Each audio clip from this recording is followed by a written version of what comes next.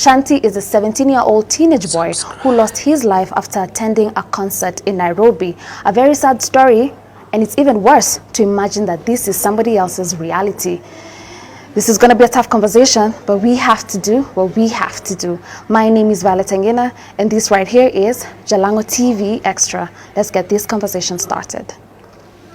Welcome to the show. Thank you. Mr. Geoffrey Munga. Thank you, Violet. Thank you for coming. Thank you for being strong enough to be here. I can only imagine the pain that you're going through as a family. Seriously. Serious pain. Yeah, serious pain. So I just want you to feel safe. Yeah. Open space to express yourself. Feel connected to our sympathy and our support as you go through this very dark time in your family.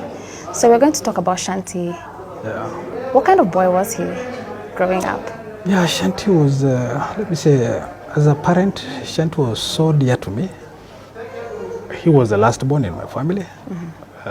He had two sisters, and Shanty was good. Let me say, Shanty was a good boy. So whatever happened to him, I don't know. It's very sad to me. Yeah. Yeah. Was he still in school? He was in Form 3. Yeah, Where did he go to school? Muka Boys High School in Makueni. I know Makueni. I was in high school around those areas. Yeah, around Salama area. Yeah, I was in Kilungu. Pimbi Kilungu. Yeah, on your way to Kilungu. Yes. So now during COVID, he was just at home. What kind of activities did he like to do, especially now that they had so much time on their hands? Shanty, as is known, his real names are Stephen Munga, and he was a boy who liked interacting mostly with the computers and the phones. So I think most of the things he was doing were online, chatting, and also engaging in some businesses.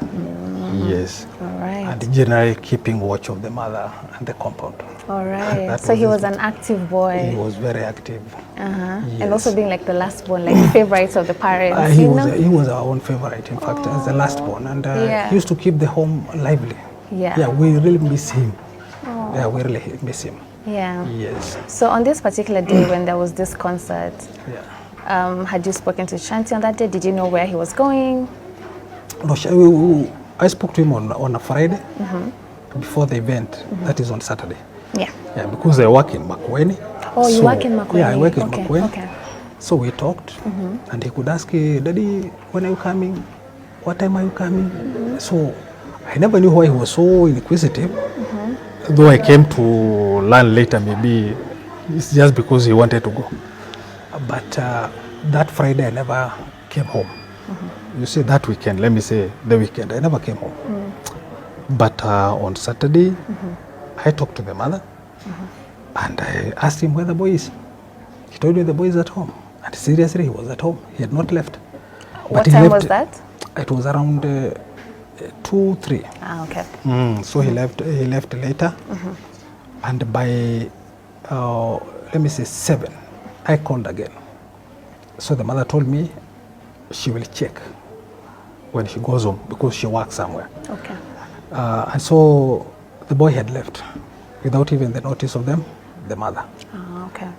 So by around 7:10, 7:20, I tried to trace him, but I could not get him through his 3 mobile phones. Oh, so they were switched off, or no one was answering? They were off. Okay. And so as we slept, as a parent, I thought he had visited a friend, maybe spent a night with a friend, and as a youth, he might even have gone his own way. Yeah, and he could even put off the phones. We do that to conceal sometimes. some other issues. So I had to sleep. And Sunday, the Sunday they used to go to church. So I said I will not call until the mother calls. So me, I spent my Sunday there. And in the evening, I had to ask, has he reported back? No. So now I asked the mother, then where is he? Let's try to find out. So I called the pastor in charge, and he told me that the boy was not in church. So then from there now, we had to start now asking ourselves now, where might he be? So making several calls to friends, relatives, and we found that he wasn't there. So by Monday now, that is when now we started the search. because he has missed for the 2 days. 2 days. And it is uncommon. So we had to wake up, come to Nairobi, try to trace who was this with him, where were they, what were they doing, and so on. So that's the way now I started the search of the boy. And it wasn't easy. It wasn't easy because I tried to report at Kitengela. They referred me to Kilimani in Nairobi.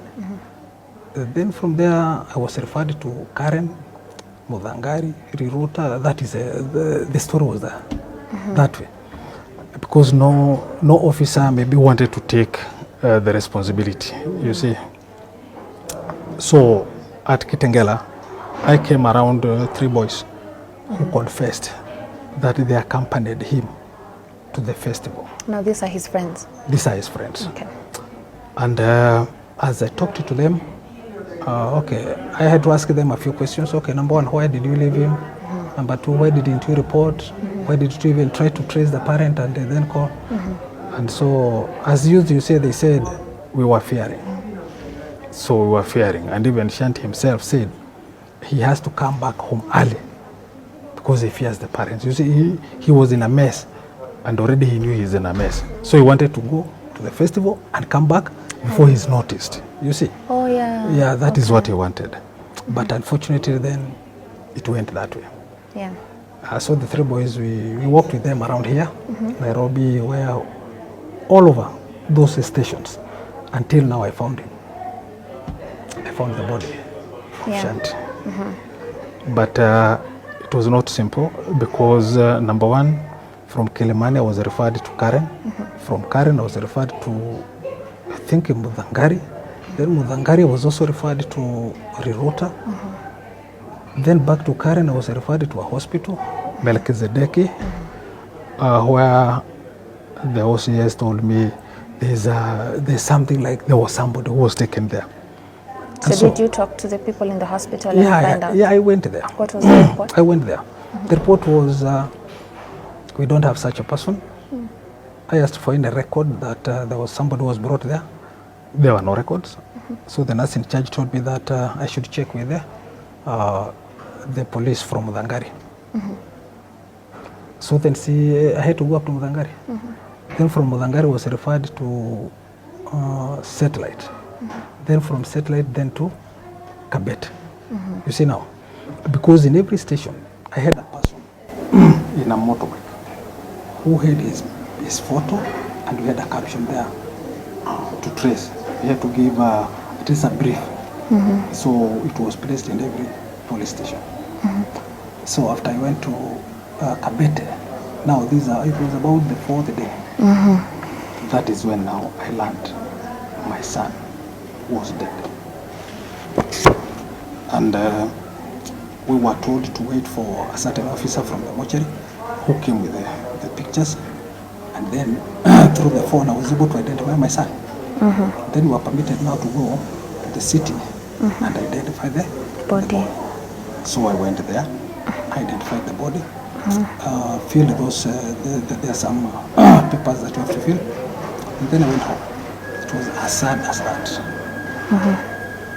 So the way my boy went missing and then died. You see, missing is not a problem, but the death. Because I think it's in the media that there are very many clips showing the event. The event was organized. Who organized the event? The event was licensed. Who licensed the event? There was security to that event. Who covered? Those are some of the questions that I would wish they are answered. Because if there was security, then what were they doing?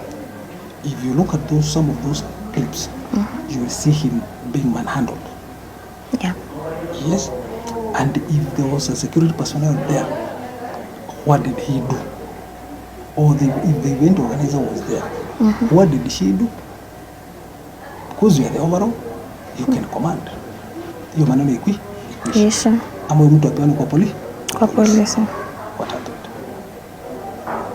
The boy was just manhandled, without a shirt, without shoes, and the clips are very clear. You can even see the man who are battering him.